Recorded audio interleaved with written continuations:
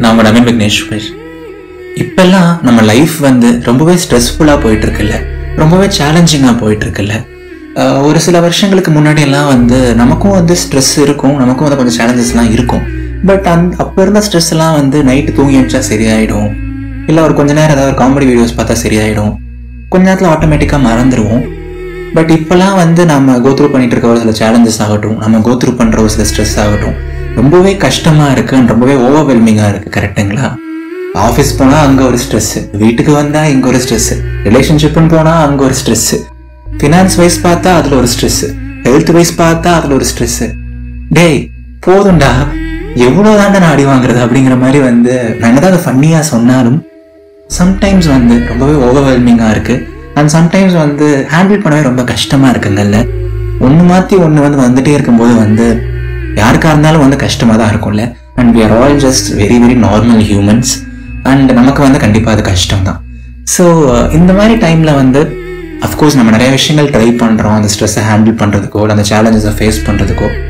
But நம்மள நிறைய பேர் வந்து ஒரு பேசிக்கான ஒரு மிஸ்டேக் பண்ணுறோம். அந்த மிஸ்டேக் தான் வந்து ப்ராப்பரான டைமில் வந்து ஹெல்ப் சீக் பண்ணாமல் போகிறது, ப்ராப்பரான டைமில் வந்து அதை எதர் இன்னொருத்தர்கிட்ட ஷேர் பண்ணாமல் போகிறது, அவர் நம்மளோட க்ளோஸ் ஃப்ரெண்டோட ஹெல்ப் சீக் பண்ணாமல் போகிறது. தனியாகவே எல்லாத்தையும் ஹேண்டில் பண்ணணும்னு நினைக்கிறது வந்து என்னை பொறுத்த வரைக்கும் வந்து ஒரு பெரிய பெரிய தப்பு. பட் அதை நம்ம எல்லாரும் ரொம்ப காமனாக நார்மலாக பண்ணிட்டு இருக்கோம். ஸோ எஸ், இந்த வாரம் நாம் அந்த டாபிக் தான் பேச போகிறோம். You never have to walk alone. நீங்கள் லைஃப்பில் என்றைக்குமே வந்து தனியாக நடக்கணும்னு அவசியம் இல்லை அப்படின்னு தான் நான் சொல்ல போகிறேன். ஸோ வாங்க டாபிக்குள்ளே போகலாம். அண்ட் டாபிக்குள்ளே போகிறதுக்கு முன்னாடி வந்து இதயத்தின் குரல் வந்து உங்கள் எல்லாருக்குமே வந்து பாசிட்டிவிட்டிக்காக தெரியும். நவீனை வந்து உங்கள் எல்லாருக்குமே வந்து ஒரு பாசிட்டிவிட்டிக்காக தெரியும். அதாவது லோவாக இருக்கீங்களா, கஷ்டத்தில் இருக்கீங்களா, இதயத்தின் குரல் கேட்டால் நீங்கள் பெட்டராக ஃபீல் பண்ணுவீங்க. கரெக்டுங்களா? பட் நான் ஒரு 1.5 வருஷத்துக்கு முன்னாடி 2 வருஷத்துக்கு முன்னாடி வந்து நிறைய லவ் ஸ்டோரிஸ் எல்லாம் கூட சொல்லிட்டு இருந்தேன்னு சொன்னால் நீங்கள் நம்புவீங்களா? இல்லை. பட் நீங்கள் நம்பலைனாலும் அதுதான் நெசம். நான் அது வரைக்கும் ஒரு 3 அழகான லவ் ஸ்டோரி பண்ணியிருக்கேன். 3மே வந்து சூப்பர் ஹிட்டு. 3மே வந்து இப்போ வரைக்கும் வந்து நிறைய ஃபேன்ஸ் இருக்காங்க. அந்த கேரக்டர்ஸ்க்காகட்டும், அந்த கதைக்காகட்டும், அந்த ஸ்டோரியில் இருந்த ஃபீல் குட்னஸ்க்காக இருக்கட்டும். ஸோ நீங்கள் இது வரைக்கும் என்னோட அந்த அதர் சைட் தெரிஞ்சுக்காமல் இருந்தீங்க, என்னோட லவ் ஸ்டோரிஸ் என்ன நீங்கள் கேட்காம இருந்திருந்தீங்க அப்படின்னா அதை கூட கேளுங்க. நான் இது வரைக்கும் சொன்ன 3 லவ் ஸ்டோரிஸுக்கான லிங்க்குமே வந்து இந்த எபிசோடோட டிஸ்கிரிப்ஷனில் நான் போட்டிருக்கேன். ஸோ கண்டிப்பாக கேளுங்க, ரொம்ப அழகாக இருக்கும். சரியா? ஸோ வாங்க இந்த வாரத்துக்கான டாபிக் உள்ள போவோம். You never have to walk alone. சரிங்களா? ஸோ ஃபர்ஸ்ட் திங்ஸ் ஃபர்ஸ்ட், நான் இங்கே எதை வந்து வாக்கிங் அலோன் அப்படின்னு சொல்ல வரேன். ஸோ வாக்கிங் அலோன்ங்கிறது வந்து ஒரு மெட்டஃபர் தான், ஒரு சின்ன எக்ஸாம்பிள் தான் அப்படின்னு வச்சுக்கோங்களேன். அதாவது வந்து எப்படி சொல்கிறது, இப்போ வந்து நம்ம காலேஜ்லேருந்து சம்டைம்ஸ் ஊருக்கு போவோம், சம்டைம்ஸ் ஆஃபீஸ்லேருந்து ஊருக்கு போகிறப்போ வந்து சில டைம் வந்து நம்மக்கிட்ட வந்து பெருசாக லோடு எதுவும் இருக்காது. ஒரே ஒரு சின்ன ஷோல்டர் பேக் மட்டும் எடுத்துட்டு நம்ம பாட்டுக்கு ஃப்ரீயாக போயிடுவோம். பட் சில டைம் வந்து நிறைய அழுக்கு துணி இருக்கும், சில டைம் வந்து வீட்டுக்கு ஏதாவது வாங்கியிருப்போம், சில டைம் வந்து நிறையா ஸ்நாக்ஸ் இருக்கும். ஸோ சில நேரம் வந்து 2-3 பேக் அக்யூமுலேட் ஆகிடும். கரெக்டுங்களா? ஸோ அந்த மாதிரி வந்து ஃபிசிக்கலாக நமக்கு வந்து கொஞ்சம் வெயிட் அதிகமாக இருக்கும்போது வந்து நம்ம கூட ஒரு ஃப்ரெண்டு வராங்க அப்படின்னா வந்து, ஏண்டி இதை ஒரு கை புடியேண்டி, மச்சான் இந்த பேக் மட்டும் ஒரு கை புடியேன், இது மட்டும் நீ தூக்கிட்டு வரையாடா, எனக்கு கொஞ்சம் வெயிட் அதிகமாக இருக்குது அப்படின்னு சொல்லிட்டு ரொம்ப கேஷுவலாக ரொம்ப ஈஸியாக ஹெல்ப் சீக் பண்ணுறோம்ல. ஸோ இது மாதிரி வந்து ஹெல்ப் சீக் பண்ணாமல் இருக்கிறது, நானே வந்து 1000 கிலோவாக இருந்தாலும் பரவாயில்ல நான் தூக்கிக்கிறேன், 5 ஸ்ட்ரெஸ்ஸாக இருந்தாலும் பரவாயில்ல நான் ஹேண்டில் பண்ணிக்கிறேன், அதை தனியாக தான் ஹேண்டில் பண்ணுவேன், இதெல்லாம் நான் போய் யார்ட்டையும் சொல்ல மாட்டேன் அப்படின்னு சொல்லிட்டு சம்டைம்ஸ் வந்து நமக்குள்ளே இருக்க ஒரு சில ப்ராப்ளம்ஸை, நமக்குள்ளே இருக்க ஒரு சில சேலஞ்சஸை due to some personal reasons நம்ம வெளில சொல்லாமல் இருக்கோம். I totally respect it. But trust me, என்னதான் ஒரு சில விஷயங்கள் பர்சனலாக இருந்தாலும் அதை அட்லீஸ்ட் ஒரு ஹை லெவல்லையாவது ஷேர் பண்ணி, அட்லீஸ்ட் அதோட சென்சிட்டிவிட்டி லெவலை கொஞ்சம் மாஸ்க் பண்ணி அதை ஷேர் பண்ண ட்ரை பண்ணுங்க. தனியாக நடக்காதீங்க. தனியாக நடக்கிறது வந்து சம்டைம்ஸ் ரொம்பவே கஷ்டம். சரிங்களா? நம்ம ஒன்றும் வந்து இங்கே தனியாக பிறக்கலை, நம்ம ஒன்றும் தனியாக எல்லாம் இந்த உலகத்தில் கிடையாது. நமக்காக வந்து ட்ரூவாக அட்லீஸ்ட் ஒரு சோலாவது இருப்பாங்க இந்த உலகத்தில். இதர் அது நம்மளோட அப்பா அம்மாவாக இருக்கலாம், நம்மளோட ஒரு க்ளோஸ் ஃப்ரெண்டாக இருக்கலாம், நம்மளோட ஒரு தம்பி தங்கச்சி, ஏதாவது ஒரு அண்ணாவாக இருக்கலாம், ஒரு இன்ஸ்டாகிராம் இல்லை ஃபேஸ்புக் ஃப்ரெண்டாக இருக்கலாம், யாராக வேணா இருக்கலாம், வர்ச்சுவலாக மீட் பண்ண ஒரு பர்சனாக இருக்கலாம். இப்போதுக்கு வந்து அந்த பர்சன் யாருங்கிறது முக்கியம் இல்லை, நம்மளோட லோடை நம்ம ஷேர் பண்ணணும். சம்டைம்ஸ் நமக்கு ஸ்ட்ரெஸ் வந்து ரொம்ப ஓவர்வெல்மிங்காக போகிறப்போ, நமக்கு வந்து சேலஞ்சஸ் ரொம்ப ஓவர்வெல்மிங்காக போகிறப்போ வந்து நம்ம அதை தனியாகவே ஹேண்டில் பண்ணணும்னு நினைக்கிறது வந்து கண்டிப்பாக தப்புங்கிறத விட வந்து நமக்கு தாங்க கஷ்டம்.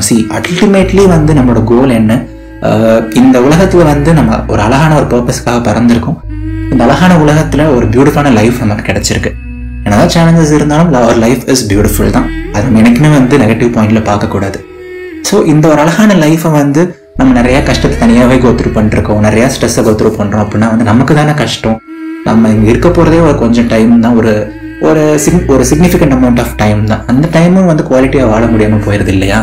ஸோ இவ்வளோ தூரம்லாம் வேணாம். இது ஒன்றும் ராக்கெட் சயின்ஸ் எல்லாம் இல்லை. உன்னால ஒரு விஷயத்த தாங்க முடியலையா, உன்னால ஒரு விஷயத்த பேர் பண்ண முடியலையா, seek help, just ask for help. உங்களோட கஷ்டத்தை ஓப்பன் அப் பண்ணி சொல்லு. இது ரொம்ப ரொம்ப பேசிக்கான ஒரு விஷயம். This is no rocket science, சரிங்களா? ஸோ இதுதான் நான் தனியாக நடக்கிறதுன்னு மீன் பண்ணுறேன். ஸோ ஏன் தனியாக நடக்கக்கூடாது, ஆர் இந்த மாதிரி நம்மளோட லோடை ஷேர் பண்ணாலோ இல்லை நம்ம கூட சேர்ந்து கும்பலாக நடந்து போனால் என்னென்ன பெனிஃபிட்ஸ் இருக்கும் அப்படிங்கிறத பற்றி நம்ம அடுத்து பார்ப்போம், ஓகேங்களா? ஸோ முதல் விஷயம் நமக்கு ஃபைனட் அமௌண்ட் ஆஃப் கெப்பாசிட்டி தான் அங்கே இருக்குது. நாம் ஒன்றும் சூப்பர்மேன் கிடையாது, நாம் ஒன்றும் அயன்மேன் கிடையாது, நாம் ஒன்றும் ஒரு டிசி காமிக்கோ ஒரு மார்வல் காமிக்கோ கிடையாது. நம்மளால உலகத்தையே காப்பாற்ற முடியும், நம்மளால ஒரு 1000 பேரை தூக்கிட்டு போக முடியும் அப்படிலாம் ஒன்றுமே லேது. சரியா நண்பா, சரியா நண்பி? நமக்குன்னு ஒரு லிமிட்டட் கெப்பாசிட்டி தான் இருக்குது. நம்ம என்னதான் இவ்வளோ மென்டலி ஸ்ட்ராங்காக இருந்தாலும் ஒரு சில கஷ்டங்கள் நம்ம போட்டு அப்படியே படுத்தி எடுத்துரும். ஒரு சில விஷயங்கள் நம்ம அப்படியே போட்டு தலையெல்லாம் நம்ம திருப்பிடும். So sometimes it is not easy. And நம்ம ஏதாவது ஒரு கஷ்டம் கோத்ரூ பண்ணிட்டு இருக்கும்போது நம்ம அவ்வளோ மென்டலி இதுவாக இருக்க மாட்டோம், ஓகேங்களா? நம்மளோட பிரெயின் கொஞ்சம் க்ளவுடியாக இருக்கும். நம்ம அவ்வளோ 100% மென்டலாக இருக்க மாட்டோம். ஒரு மாதிரி நாமளே ஒரு 50-50 தான் இருப்போம் அந்த மாதிரி டைம்லலாம். நான் சொல்கிறது அக்ராஸ் வீக்ஸ், அக்ராஸ் மந்த்ஸ் நான் சொல்கிறேன். ஒன் பேட் டே பற்றி நான் பேசல. ஸோ அந்த மாதிரி டைமில் உனக்கே ஆல்ரெடி ஒரு கால் உடஞ்சிருக்கு, நீ இப்போ ரன்னிங் ரேஸில் ஓடுனா எப்படி இருக்காது? முதல்ல நீ அந்த இடத்த விட்டு லைட்டாக நகர முடியுதான்னு பாரு. ஸோ கால் உடஞ்சவனுக்கு ஒரு வாக்கிங் ஸ்டிக் அவசியம். கால் உடஞ்சவனுக்கு ஒரு ஷோல்டர் கொடுக்க ஒருத்தவங்க அவசியம். அந்த டைம்ல ஷோல்டர் தேவையில்லை, நானே பார்த்துப்பேன்னா உன்னால பார்த்துக்க முடியும். பட் அது வெளில வர்றதுக்கு 2 வருஷம் 3 வருஷம் ஆகும். பட் நமக்கு சப்போர்ட் பண்ண ஒருத்தங்க இருக்காங்கன்னா ஒரு 6 மாசத்துலேயே வெளில வந்துடலாம். நான் சொல்றது உங்களுக்கு புரியுதுங்களா? ஒருத்தர் தான் இருக்கணும், இல்லை 2-3 பேர் கூட இருக்கலாம். Ultimately my aim is to ensure நீங்கள் யாருமே தனியாக கஷ்டப்படக்கூடாதுன்னு சொல்லிட்டு வேற எதுவுமே கிடையாது. ஸோ நீ சொல்றது எனக்கு புரியுது நவீன். ஸோ சொல்லுங்க இப்போ நான் என்ன பண்ணணும் அப்படின்னு சொல்லிட்டு நீங்கள் கேட்கறது எனக்கு புரியுது. ஸோ என்ன பண்ணணும் அப்படின்னா பெரிய விஷயம்லாம் எதுவுமே இல்லைப்பா, ஓகேவா?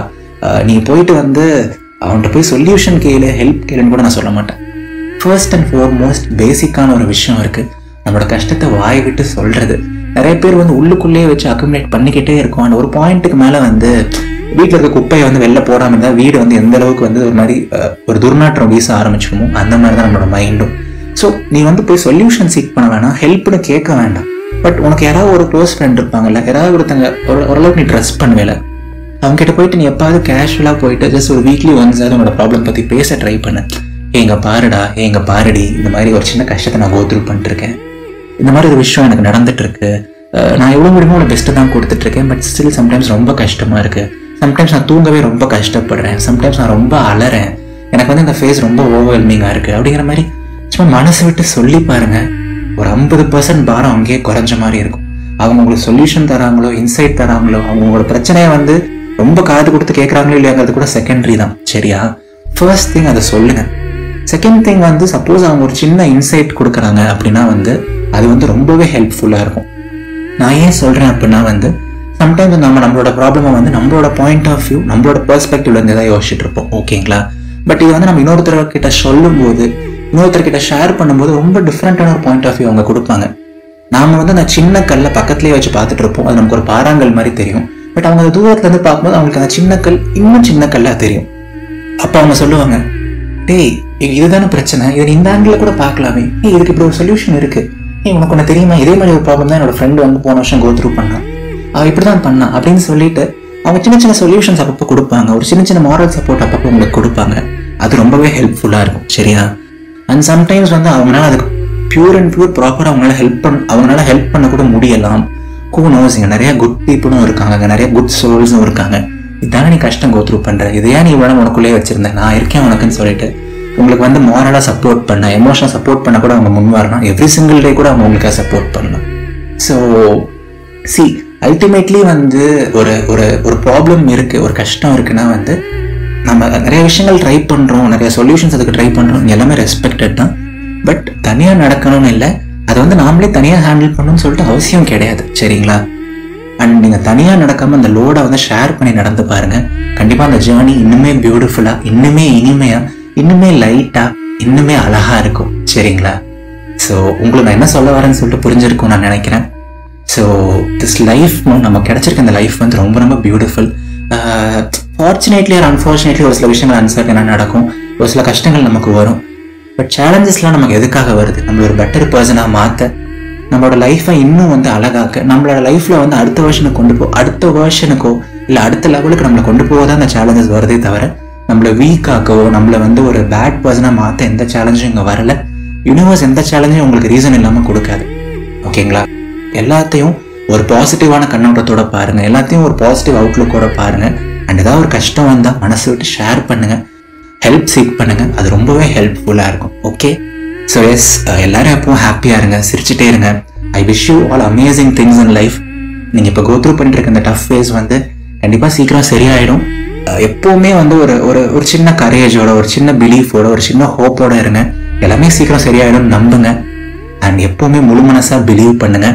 வாழ்க்கை ரொம்ப ரொம்ப அழகானது. இது நவீன் விக்னேஸ்வரன், இதயத்தின் குரல். நன்றிகள் 1000. ஸோ நான் ஆல்ரெடி சொன்ன மாதிரி நான் இது வரைக்கும் 3 அழகான லவ் ஸ்டோரிஸ் சொல்லியிருக்கேன். என்னோட அதர் சைட் பற்றி நீங்கள் தெரிஞ்சுக்காம இருந்தீங்க அப்படின்னா வந்து இந்த இரும்புக்குள்ளேயும் ஒரு இருதயம் முளைக்கும் அப்படின்னு சொல்லிட்டு நீங்கள் தெரிஞ்சுக்காம இருந்தீங்க அப்படின்னா வந்து கண்டிப்பாக அந்த லவ் ஸ்டோரிஸ் கேளுங்க. என்மேல் விழுந்த மலைத்துளியே, என்னை மாற்றும் காதலே, என்னோட நீ இருந்தால் அப்படின்னு சொல்லிட்டு 3 அழகான லவ் ஸ்டோரிஸ் நான் கதைச்சிருக்கேன். ஸோ கண்டிப்பாக நீங்கள் கேளுங்க, கேட்டுட்டு உங்களோட ஃபீட்பேக் சொல்லுங்க. சரிங்களா? 3 ஸ்டோரிக்குமான லிங்க்குமே இந்த எபிசோடோட டிஸ்கிரிப்ஷனில் இருக்கு. ஓகே, ஸோ அடுத்த ஞாயிற்றுக்கிழமை மீண்டும் ஒரு அழகான ஒரு எபிசோடோட நம்ம சந்திப்போம். டாடா, பபாய்.